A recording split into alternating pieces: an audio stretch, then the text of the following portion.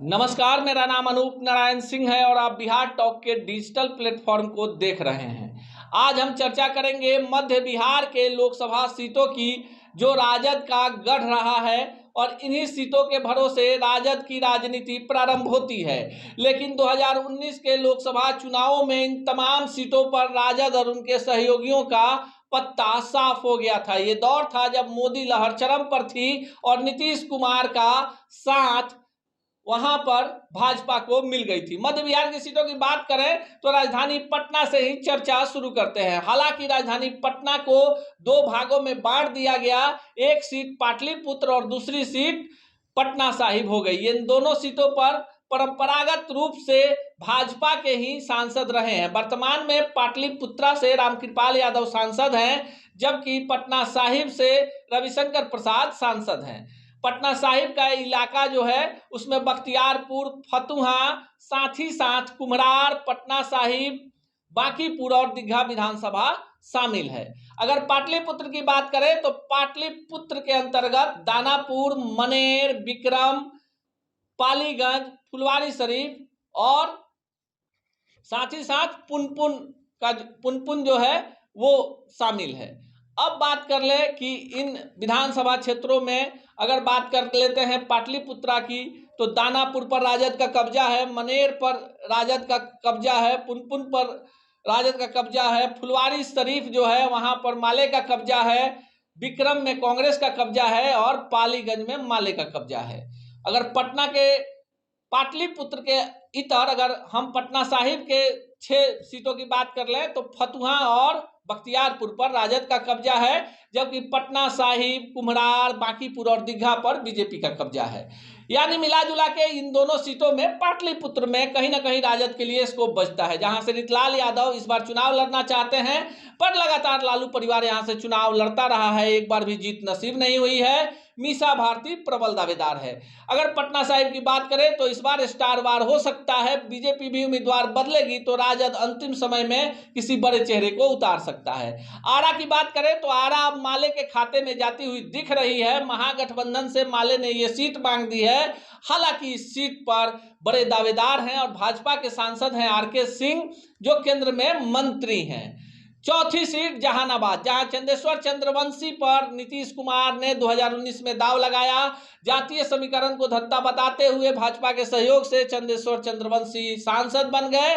इस बार क्या होगा? सुरेंद्र यादव, पूर्व सांसद जो पिछले चुनाव में हारे थे, इस बार प्रबल दावेदार हैं और राजद जहानाबाद से सुरेंद्र यादव के लिए कोई भी कुर्बानी देने को तैयार नहीं है। ऐसे में भाजपा के खेमे से कौन होगा? तो आपको बता दें कि लोजपा रामविलास के तरफ से ये सीट से अरुण कुमार इस सीट से चुनाव लड़ सकते हैं।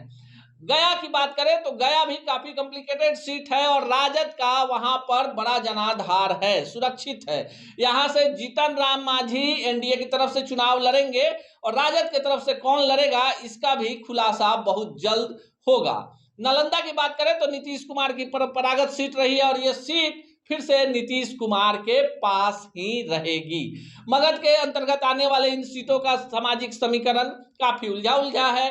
गया की बात करें, जहानाबाद की बात करें, आरा की बात करें और पाटलिपुत्र की बात करें, इन 4 लोकसभा क्षेत्रों में यादव मतदाताओं का ध्रुवीकरण राजद की तरफ रहा है, जबकि अपर कास्ट का वोट सदैव से बीजेपी के खेमे में जाते रहा है।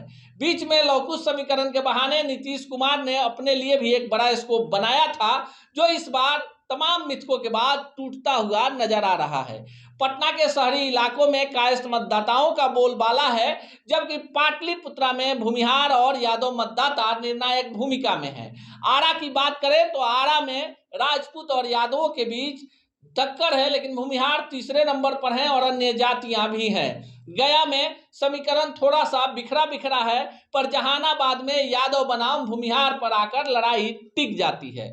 ऐसे में इन सीटों का गणित कहीं ना कहीं इस बार के लोकसभा चुनाव में अगर पटना शहरी क्षेत्र की बात छोड़ दे तो राजद के लिए काफी अनुकूल दिख रहा है।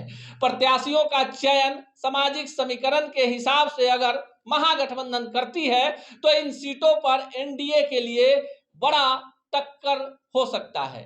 हालांकि पटना के दोनों सीटों को लेकर भाजपा पूरी तरह से अस्वस्थ है, लेकिन बाकी जो सीटें बचती हैं वहां पर राजद ने अभी से ही गणित बनाना शुरू कर दिया है सामाजिक समीकरण को। इसको देखते हुए कहा जा सकता है कि भाजपा भी इस बार महागठबंधन के चाल के अनुरूप ही प्रत्याशियों का चयन करेगी।